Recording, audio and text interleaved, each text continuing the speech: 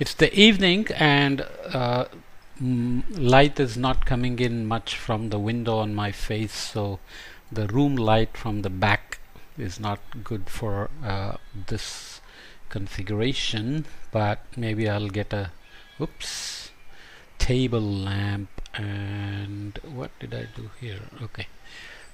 So we are looking at the major ships in capacity building, and we are now looking at leadership and championship. So in addition to ownership and its more particular sibling authorship, capacity development for resilience also requires leadership. Good leadership is not only important for recognizing needs and allocating resources in terms of time, funds, equipment, and personnel, but also for making change happen by having the courage to take risks, expand implementation, overcome obstacles, and empower others. So that's what we mean here as a prop.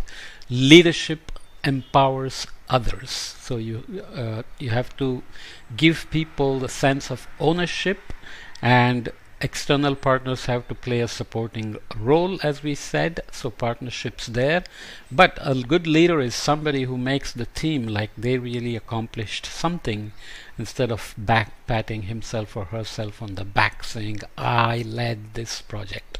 So here is an example, whatever it means. It's basically a white person talking to Africans. I suspect this is not the best example of conveying that, anyway, let's leave it there. Okay. Poor leadership, on the other hand, can rapidly destroy the slow incremental results of decades of patient capacity development on different levels. There are countless examples of self-serving leaders behaving to serve their own wants. Such behavior includes corruption in the sense of misusing power or position for private benefit through bribery, extortion, influence, peddling, nepotism, fraud, speed money, or embezzlement. Such behavior also includes less unlawful conduct of poor leadership that still undermines capacity development. So being a bad leader can also harm capacity development, even if the intention is good, but the leader doesn't realize that he or she is not really helping the cause. For instance, individuals might be harassed or simply ignored by bad leaders for various twisted purposes. Organizations might be intentionally undermined or kept weak to grasp or maintain power. Conflicts between organizations might be engineered as turf wars to maintain status quo, etc. So these are kind of general examples of how things can play.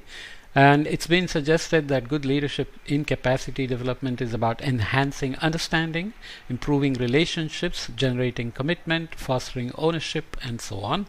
However, it's important to note that leadership may need to transform throughout the capacity development process, in the sense leadership itself has to evolve to respond to the development of capacity as the process continues. For instance, leaders in the first embryonic phase of capacity development initiatives might need to be charismatic and inspiring to mobilize others, while such leaders may undermine commitment and ownership later, as too much of the initiative may revolve around the charismatic leader. So the leader should know when the role of the charisma is over and time for ownership and a commitment to take over. Also, though strong charismatic leaders may force radical transformation that's apparently successful, these gains are often fragile as they depend on the continuous presence of the leaders not to fade away.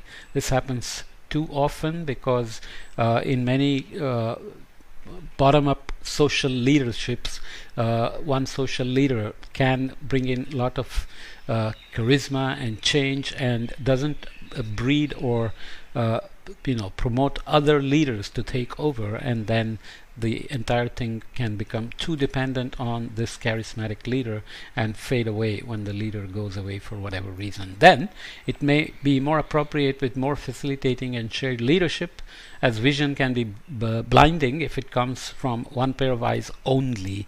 Providing vision is still an important aspect, of course, of leadership, but not in the sense of one individual leading the rest up the path of glory. good leadership is not about the individual being an instructional leader, but the coordinator of many instructional leaders, so that you delegate properly the responsibilities and ownerships and build credibility through the network. In other words, good leadership is about making construction of vision into a collective exercise. That's what ownership is all about.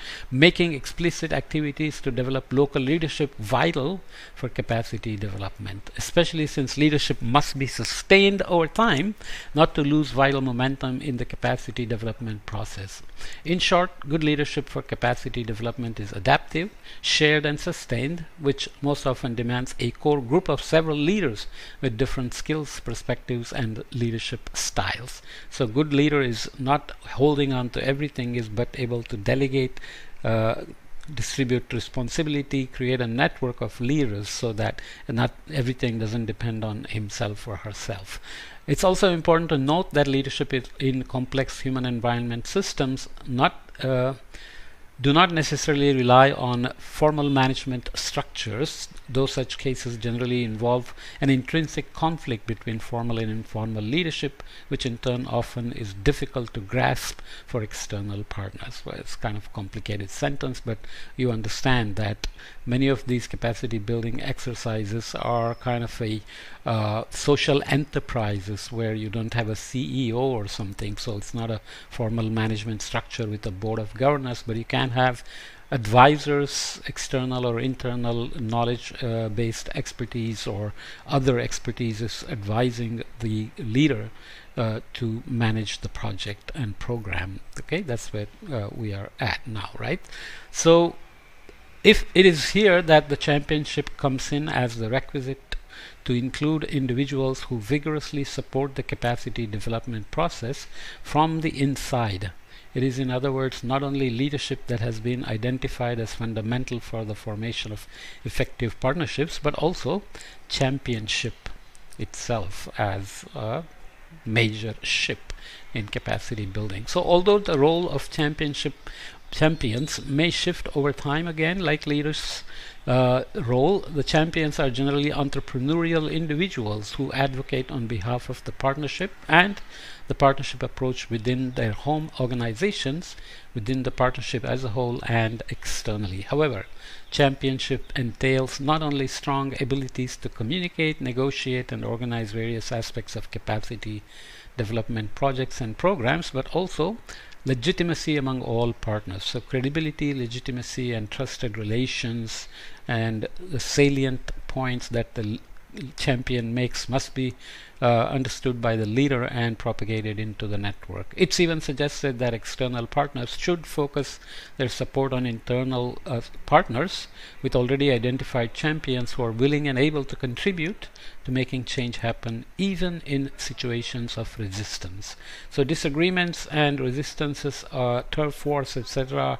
are very common because not everybody agrees on how the capacity building should happen, or what capacity building is, or whether that benefits them as much as they want or not, or whether they are thinking somebody else is benefiting more, and so on and so forth. Okay, so let's read here a little bit about we'll next move to partnership and bipartisanship, but here the reluctant champion. As in many African countries, the number of people with technical expertise in disaster risk reduction in Botswana is still limited, so it's an example here. It's a country that has made significant progress in terms of human development since the end of the British Protectorate in 1965. The economic purchasing power per person has increased more than 13 times since then. So the book was written in 2014, so this is from that time.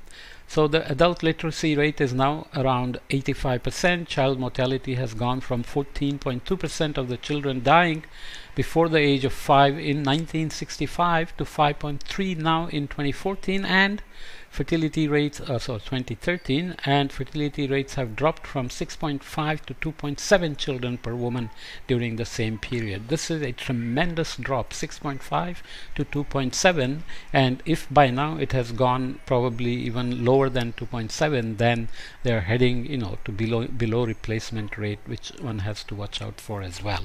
It's only life expectancy that's not following the same positive trend due to high prevalence of HIV/AIDS in the country. So this is something one has to really understand in the context of number of children being born and whether they are being affected by AIDS in the mothers and fathers and so on. It was in this context of rapid socioeconomic development that I met a local civil servant who wanted the best for the people in terms of better management of risks and disasters, but who at the same time had his own family to care for and his own desire for a comfortable life to meet. In other words, he was exactly like me. Then when outsiders came with big ideas and money for capacity development, he was torn between his deep sense of duty to do what is beneficial for the people and his unwillingness to cram even more into his already full agenda. Again, he was just like me. In the end, he turned out to be one of the key champions for disaster risk reduction in the country and is still a leading expert in the field. So there are always people who are able to stand up and take on more when the call of duty is upon them and can bear the burden of helping people look beyond their own self-interest and even sometimes sacrifice their own self-interest. Of course, that may mean sacrificing the interest of the family and children as well, but nonetheless, there are many reluctant champions around the world, and the world mostly runs because there are 3 to 5%, I don't know, some random number of small number of people who always are able to give and think beyond their own and work for the greater good. Okay, so let's leave the leadership and championship here and come back and look at partnerships and bipartisanship in the next podcast.